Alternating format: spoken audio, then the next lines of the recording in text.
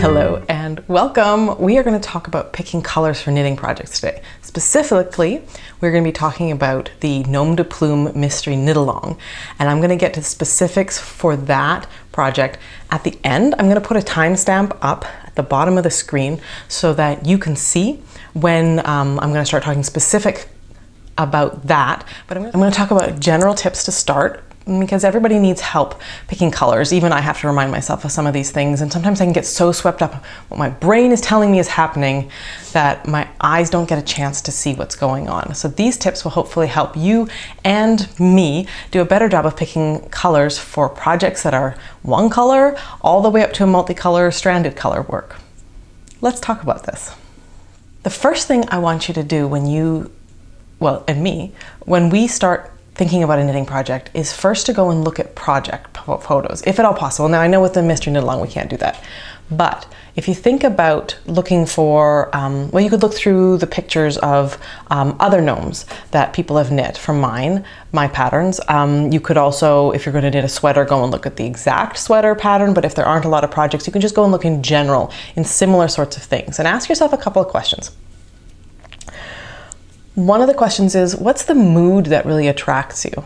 Are you going for soft and romantic kind of vibe, or a really bright and poppy, high contrast, primary colors, or black, white, and gray with a pop of red? Are you going for something mod or something sweet? Are you going for something bold, something modern with neons? The mood of the pictures that attract you can tell you a lot. So looking at that can help you end up with a project that you're happier with before you even start. The other thing I want you to think about is I want you to look at the contrast. What about the colors or the model or something is working, but specifically in a two-color project, do you need contrast? Do you want more tone on tone for that soft romantic look, or do you need a high contrast pop in order for all the work you're about to do to make sense? Contrast is an important thing to know. Do you need it? Do you need a little bit? Is a gentle transition better? Ask yourself what the designer did, and if you like her version, there's probably a good reason that she or he picked that version of contrast. If you see other projects and you're like, oh, I like that a lot better than the designers, ask yourself, hey, is contrast a part of what's going on here? Low contrast, high contrast. Then ask yourself about color families. Are you somebody who likes everything with a dollop of gray in it? That's kind of my color palette. If you took all the colors but grayed them up a little bit, got them a little bit dirty, a little bit foggy, a little bit off the crayon package. That's kind of the colors I go for. But maybe you go for the crayon package. Maybe you're all about the grays. Maybe you love, like I said, those black, white, gray, and red, that pop. Maybe you like neons. Maybe you like the colors that you find in your flower garden. I don't know, but you will. So asking yourself, even the kind of the name for the color family that you tend to gravitate towards is important. And I think too that there's a big difference between colors that are going to flatter us and colors we'd like to look at. So for instance, I adore yellow. I would paint my whole house yellow if I could, and most of the public rooms in this house are yellow right now. And I've got yellow chairs, but I don't look good in yellow at all. So I don't knit with a lot of yellow if it's something that I'm going to be wearing. So even just figuring out the colors that you like plus the colors that flatter you, that's a big question. One of the best tips I can give you is to take a picture. Use your phone. If you've got a DSLR, fine, but really it's just cell phone pictures, because there's something about the psychological difference and that distance between you and yarn versus you and picture of yarn. So when I'm looking at something and I see the yarns, I can get so excited about what I'm seeing that I don't actually see. There was actually the very first thing that I designed when I won the Playful Day Knit Along. Yeah, it was a Playful Day Design Along. I ordered colors. I picked colors off the website, and I was absolutely convinced that the green I had chosen was bright enough to be a contrast to the other two colors I'd chosen, because it's bright green, bright green, bright green. I mean, what is there to go wrong with bright green as your contrast color? Well, if it's a kind of medium bright green and you've got a medium blue and a medium gray, you've just picked three mediums. Or in that case, I had just picked 3 mediums, so I wasn't too pleased with my results. I had to really work with that because I'd gotten it wrong. Just 100%. My mind overrode my brain, or however we want to talk about it. And yet in a picture, there's a distance. So even in a yarn shop, I will take yarn, and rather than just looking at the yarn, I will take a picture if I'm trying to narrow things down, and I'll walk around the store a little bit, and then I go back to my pictures. I don't look at the yarn, and I just go to the pictures, and all of a sudden I see things that I hadn't seen otherwise. If you're not shopping in the store, you can always take screenshots of the dyers' pictures and collage them together. Either just like dump them into a Word document and just kind of play around with them, or actually use one of the apps on your phone that will help you build photo collages. Photo collages can really help if you're not going to a yarn store, if you're shopping online. So grab screenshots of the dyers' pictures and mix and match them online on a doc of some kind, or in one of the photo apps that let you do that on your phone. Because there is something about seeing a skein of this and a skein of this side by side, and then just change one of them out for a different one that you're considering. And all of a sudden, especially in the thumbnails, so not when you're looking at the big picture, but when you've got them small, seeing different photos all side by side, you'll notice one combination really pops out for you, probably as being really wrong or really right. If you need a high contrast, or if you need to guarantee a low contrast, I really encourage you to take your pictures and then turn them into black and white. Like I said, with my example of the medium bright green that I had ordered, I mean, it was a bright spring green, except it wasn't a light bright spring green. Does that make sense? The ability of a black and white photo to just take our brain out of the consideration, and then it's just really our eyes making decisions about things. It's incredibly powerful. So if contrast is either needed or needed to be avoided, turn it black and white. You'll be amazed. Now I've got 2 tips for what I call pre-swatching. Pre-swatching is when you don't go to the work of swatching before you have to figure things out and maybe eliminate them.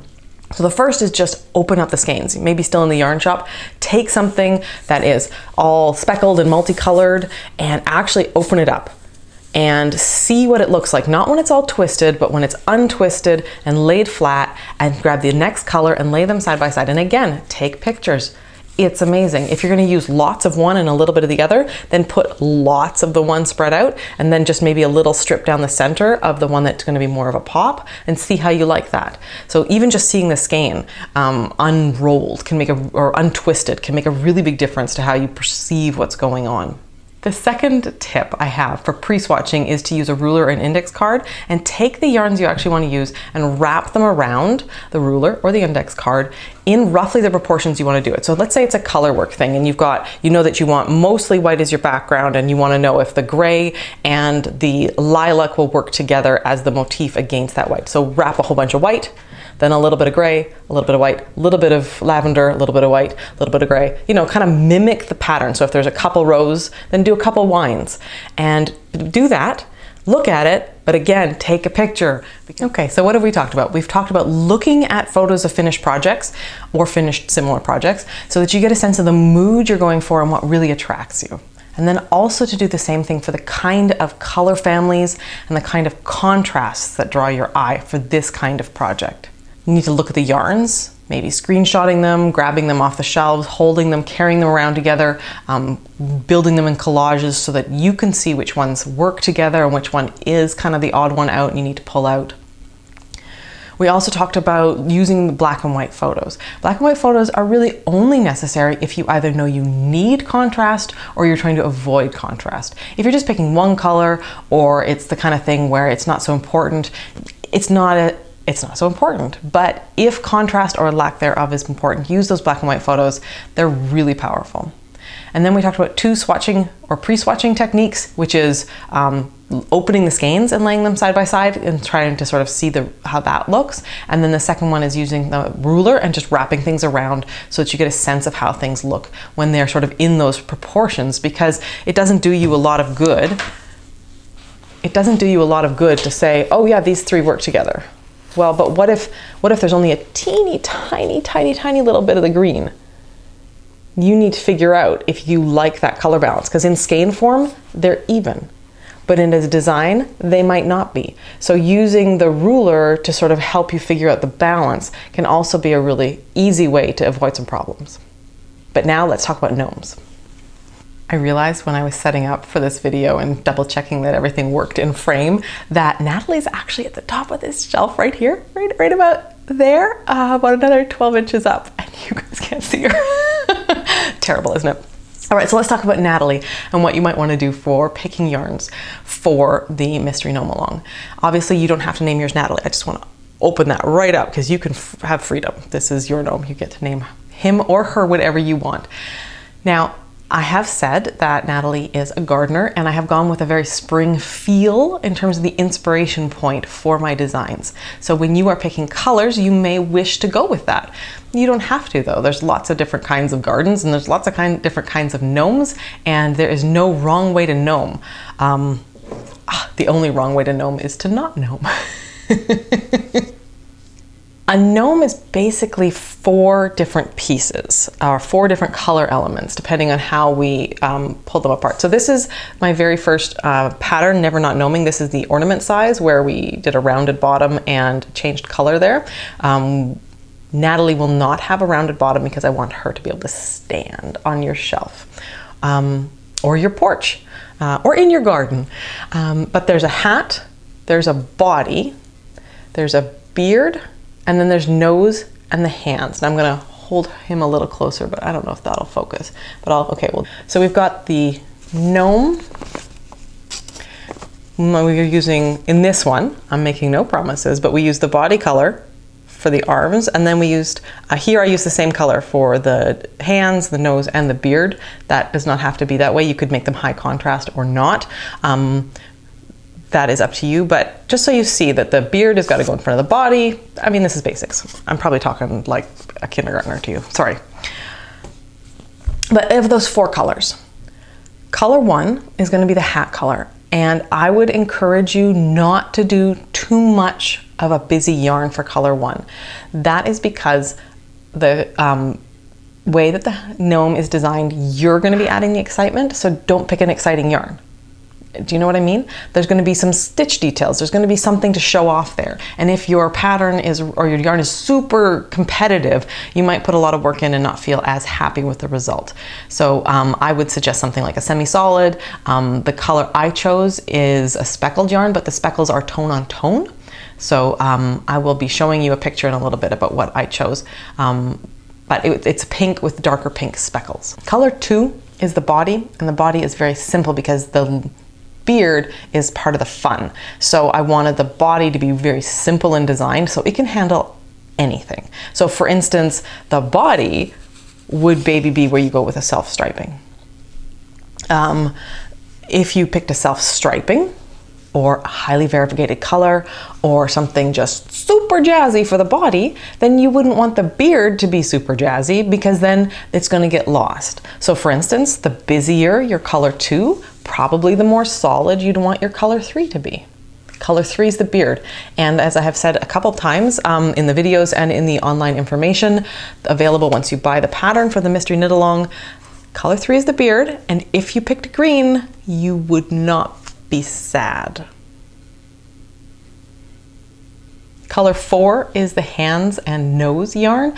That is obviously up to you. Most of the dyers are not providing that. If you're buying one of the kits, you're only going to need about 5 meters, 5 yards. It's really not a lot of yarn. I mean, this is a tiny gnome, but you can see the nose and hands here are not really knitting up. Like I feel almost like maybe 5 yards is too much, like way too much. Let's talk about the yarns that I used for Natalie. I have been until now quite traditional and very much in my color palette for the gnomes I've been doing. I've been doing a lot of sort of more wintry, Christmassy things. So there's been a lot of navy and white and gray and red and some green in the gnomes that I like to do. They've been quite, well, wintry, but Natalie's a spring gnome. So I wanted to play. So when I played, I also played with speckles. And what I did is I ordered yarn from Hue Loco. And Hue Loco will be selling kits of exactly this yarn if you want to get exactly what I made for Natalie. I ordered 3 colors. So the 3 colors I ordered are Saltwater, the Real Teal, and We Heart Cupcakes. And that is really outside my normal color range. I think this is my first design with pink. So I went with some bolder, brighter colors, some very spring colors, and some sprinkles, some speckles, just to have extra fun. I wanted to have sort of the energy of growing plants in the spring. We Heart Cupcakes is the color that I chose for my hat. The beard is the real teal, and salt water is the color that I used for my body. So if you want to do exactly what I did, those are the pieces of information. Now, I thought a lot about the colors I was going to choose, and I actually ordered more than just those three because I don't always trust myself. So I'm going to show you a couple pictures on the screen right now. I'm just going to make sure that I'm talking about the right ones. So let me pull that up on my phone. I really like grays, and she's got some really cool darker grays with speckled with a little bit of pink. I pulled those, but then when I realized with this color combination that I'm showing you right now that there was going to be either the body and the hat would be very dark and really blend in, and then the beard would sort of leap out, or it wasn't the right balance. So I wanted, what I ended up doing a lot of with when I was picking colors, and I've got a bigger skeins of yarn here, but I would do things like I would hold them, or with photographs, I would take them and I would do them like this and go, oh, I don't know if I want that as the hat. So then I'd mix it up, and so then it would go, so if I've made this the hat, and then this green the beard, and then this the body, how did that balance? Versus, oh, I should have just swapped it. Versus this, how is that balance? The hats, the yellow is much more attention getting. Maybe that's what I want, since the beard is actually going to be in front of the body, and the body's going to kind of fade back. So maybe it should be, you know, sort of green in front of something less interesting.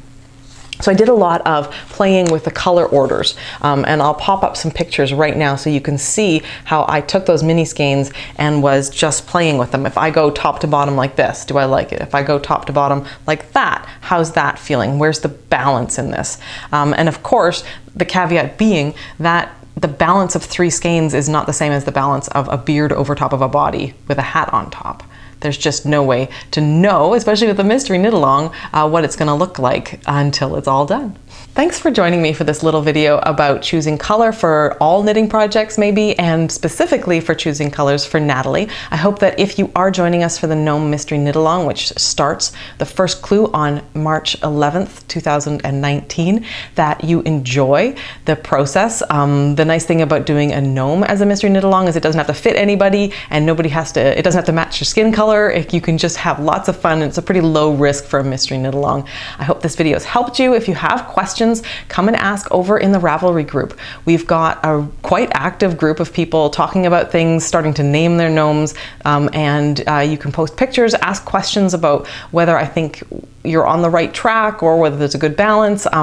I'll do my best to give you ideas, but obviously this is your gnome, and it has to be colors and something that gets you excited. This project is about excitement and fun, and I hope that you just take this chance to have a riot with gnomes. So join me in the Ravelry thread, keep an eye on Instagram, and I'll see you gnoming around.